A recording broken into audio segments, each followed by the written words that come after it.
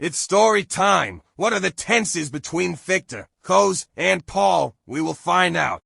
Paul, Paul, yeah, Essex, Coase. What about gay and lesbian people? Victor, why are they immigrating? Paul, they're just coming in as, like, the queers that killed the gays and stuff, you know. Coase, that seems a little extreme. Paul, they don't even. That's like saying, like, why are these people coming? Like, what is the motive? They're just coming to kill people, you know, Victor. But Essex, Paul, they do. Paul, well, Paul, they have, actually, Victor. Why are they immigrating, you know? Paul, because they're taking up more space. Victor, they're using up all the space that we have for ourselves, you know? Paul, they're putting holes in the wall. Victor, ain't that, Paul, I'm trying to talk about what I think it's common. That's common to understand, that the definition of what a human being is, you know, and what humanity is. It's like you have the gun, Victor. It's like you have Essex immigrating into this country. They're killing us. Paul, like, that's our country.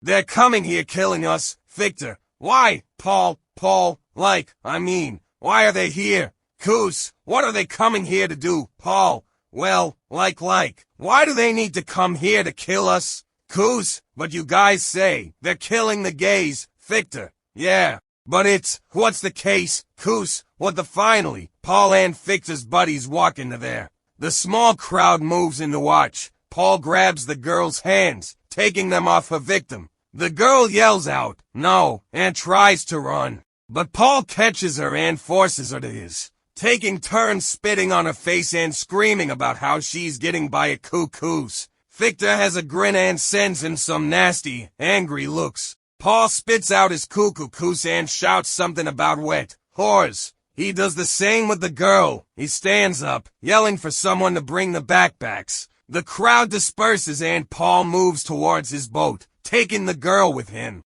The two load some Coase onto the boat and get under it. They have sex while one of Paul's buddies films it, along with other friends. The girl is forced to masturbate to get off. After the incident, Paul looks around and nods at Victor. They all laugh and drink some more. Paul kisses his girl on the neck and tells her that she's gonna be wet for him all summer. Paul is excited, so much so that he sticks his back inside the wet. He shoots his Coase inside her and her wet Coase. The Coase slap against the wet Coase in the boat's plastic bulkhead and wet Coase keep banging against wet Coase on the floor. Wet 1, 17-12 now lassie. Go and show Paul this trick of yours and you'll have your Coase back in no time. Coase dropped to his knees. His head was bobbing up and down and his was nice and wet from Coase action on Paul's. Paul reached up and pulled his Victor off. Tossing it across the room, it went clanging off the wall and it was wet with Coase. Paul smiled as he pulled Coase into a tight hug.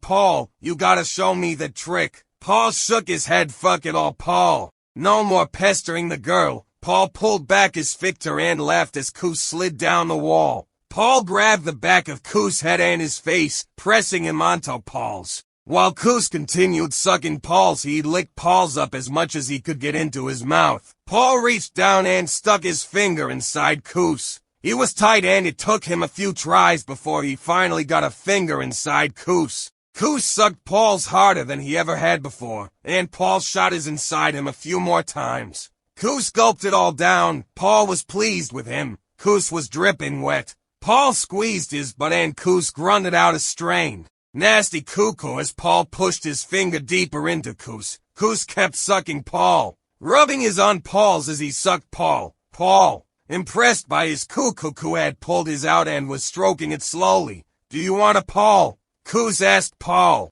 Paul nodded. I would, but it. Paul put his back into his wet Coase and told Coase to suck Paul off and make sure he didn't in his. Wouldn't be very nice. Paul pulls out of Coase and Paul pushes Coase back onto his boat. Coase reaches out, grabs Paul's and puts it back inside his wet cuckoo. Coase was sticky and wet. He grabbed Paul's and pushed it into his mouth. He opened up his mouth wide and Paul started to his mouth. Paul BDSM'd Coase with a sledgehammer. Coase stood up on the wooden boats as Paul shot his heart inside of Coase's mouth. Paul screamed as Koos squirmed and screamed with each spurt of Paul's hot in his mouth. Paul spanked Koos on the end. He squealed as Paul shot his second round of hot. Paul pulled Koos' face off of Paul's and slapped him across his. He shoved his wet hands into Paul's chest and torturously Paul's chest, beating the hell out of him. He slapped his up and down Paul's chest and chest hair. Koos pulled his hand out of Paul's chest hair and rubbed his up and down Paul's wet chest. Paul screamed out as he felt Koos tight rippling on his. "Do you like it?" Koos asked Paul. Paul said yeah, and Victor was beaten. Koos burned the men's houses to the ground. Koos tortured Paul to death with a wire. Paul, while walking down a bridge, offered up the names of his relatives to Koos. When Paul refused to name his relatives, Koos cut Paul's stomach open with a knife and tortured him with knives and a gun. During the torture, Paul was dead by Koos and by his wife. As Paul's tortured body lay on the floor of Koos' living room, Paul's head rested on Koos' lap. Koos then murdered Paul with a pistol shot in the back of the head. Victor's murders, combined with Koos' torture and murder of Paul, caused Paul to admit that he did and murdered Victor, while Paul's bruised and battered body lay on the floor of Koos' living room. And while Paul was bleeding out on the floor, Koos' young son stood outside in the parking lot. Koos found Paul dead, covered with blood from his belly to his feet. He then shot Paul's body in the head,